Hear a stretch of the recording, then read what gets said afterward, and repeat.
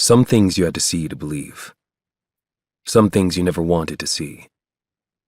2 of my tenants having sex was at the top of that list.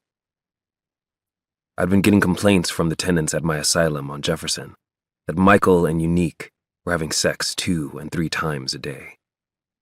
The problem with that was they were housed in an open space for all to see.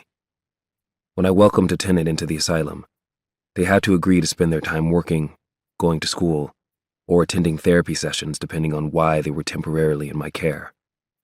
If they didn't take their agreement seriously, or handled their responsibilities quickly, I could understand them getting bored easily. Being bored was no excuse to have sex on a bunk bed for 10 other people to see. They were so deep in what they were doing, they didn't even hear me come in. The closer I got, the worse the smell became.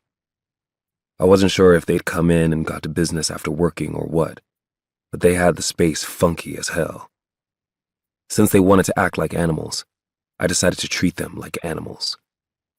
I wrapped my hand around Michael's neck and lifted him off Unique's body. "Ah!" he yelled as I tossed him onto the floor. "Didn't I tell y'all not to be having sex in here?"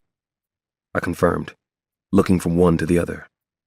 The 6 tenants that were at the round dinner table playing cards began to laugh and whisper among themselves as Unique quickly shuffled to cover herself with a thin blanket on the bottom bunk bed. I didn't know why she was acting shameful now. She was just moaning with her legs spread wide for this nigga. "Asylum!" Michael called, trying to step in my direction. Lifting my hand, I turned slightly to avoid the sight of his naked frame. "Put some clothes on, man." As irritated as I was, the laughter coming from the dining area lightened my mood. I was all for freedom and being comfortable in one's sexuality, but this was too much. They scrambled for their clothing while I headed into the kitchen. Dan was standing by the refrigerator. He opened it, and I grabbed a bottle of water to sip on while I waited for them to get dressed. My eyes scanned the area, and pride filled me over what I'd created. The one-level space was 2,000 square feet.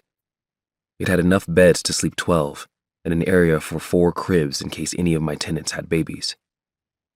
They had a living room, dining area, kitchen, and gaming area for adults and kids. The only area that was closed off to provide privacy were the bathrooms. I had 6 walk-in showers, sinks, and 3 garden tubs for each gender. Creating asylums all over Memphis wasn't my original plan. But after a brief stint working for the Memphis Police Department, this seemed like a better fit for me.